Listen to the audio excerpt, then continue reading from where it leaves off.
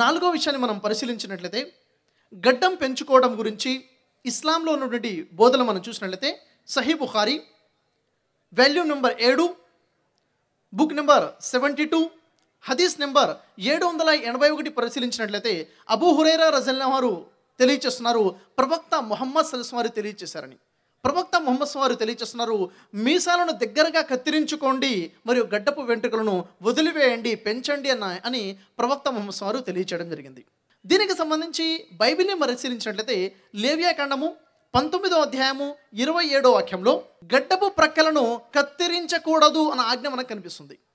అదేవిధంగా ఇర్మియా 49వ అధ్యాయము 32వ వాక్యంలో ఎవరైతే గడ్డపు వెంట్రుకలను కత్తిరిస్తారో వారిని నఖముఖాల నలుదిక్కల వారిని నాశనము చేయుదును మరియు నలుదిక్కల నుంచి ఉపద్రవములను వారి మీద రప్పిస్తాను, ఇదే యెహోవా వాక్కు.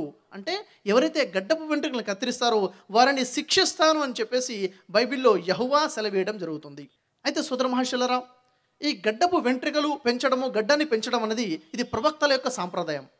యేసువారిని చూసినా కానీ యేసువారికి కూడా గడ్డం ఉంది. యేసువారి శిష్యులు కూడాను గడ్డాన్ని పెంచేవారు. పౌలు మహాశయుడు కూడాను అతను కూడా గడ్డాన్ని కలిగి ఉన్నాడు. ఇది విశ్వాస పురుషుల యొక్క లక్షణం అన్న విషయము మనం గ్రంథాల పరిశీలన ద్వారా మనకు తెలుస్తుంది. అయితే ఒక వ్యక్తి గడ్డాన్ని పెంచడము, మరొక వ్యక్తి గడ్డాన్ని నున్నగా గీసివేయడము, ఈ రెండు రకాల వ్యక్తులను పరిశీలించినట్లయితే ఈ రెండు రకాల వ్యక్తుల మీద అనేక పరిశీలన జరిగి ఎవరైతే గడ్డాన్ని పెంచుతారో వారికి అనేక శారీరకమైనటువంటి ఆరోగ్యపరమైన లాభాలు ఉన్నాయని అనేక ఇన్స్టిట్యూషన్స్ వారు కూడా తెలియచేయడం జరిగింది. ఉదాహరణకు చూసినట్లయితే మీరు నా చేతిలో చూస్తున్నారు, నున్నటి గడ్డం బ్యాక్టీరియాకు నిలయం అని చెప్పేసి మనకి ఈ 2016 జనవరి 28వ తేదీన ఈనాడు పేపర్లో ఒక ఆర్టికల్ రావడం జరిగింది. దీనికి సంబంధించి మనం వివరాలు చూసుకున్నట్లయితే వాషింగ్టన్లో ఉన్నటువంటి ఒక హాస్పిటల్, అమెరికాలో నుండి ఒక హాస్పిటల్ వారు ఒక రీసెర్చ్ని చేయడం జరిగింది. అదేమిటంటే దాదాపుగా 408 మంది గడ్డము ఉన్నవారు మరియు గడ్డాన్ని నున్నగా గీచుకున్నటువంటి వారిని తీసుకొని ఆరోగ్యవంతమైన కార్యకర్తలు తీసుకుని వారి మీద పరిశీలన చేశారు. వారు చేసిన పరిశీలన ద్వారా వారికి తెలిసిన విషయం ఏమిటంటే ఎవరైతే నున్నగా గడ్డాన్ని గీచుకుంటున్నారో వారి యొక్క గడ్డం మీద, వారి యొక్క ముఖం మీద అనేక రకాల బ్యాక్టీరియాలను వారు చూడడం జరిగింది.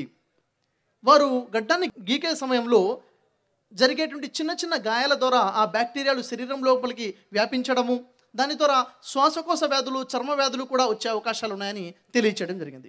అయితే ఎవరైతే గడ్డాన్ని పెంచుకోవడం జరుగుతుందో దానివల్ల వాతావరణంలో వచ్చే మార్పులు, అతి చలి కానివ్వండి, అతి వేడి కానివ్వండి, దాడి నుండి దవడలను గడ్డం రక్షిస్తుందని, దంతాలు రక్షణ పొందుతాయని, తద్వారా కంటి చూపు కూడా రక్షించబడుతుందని అనేక అధ్యయనాల్లో తెలియచేయడం జరిగింది.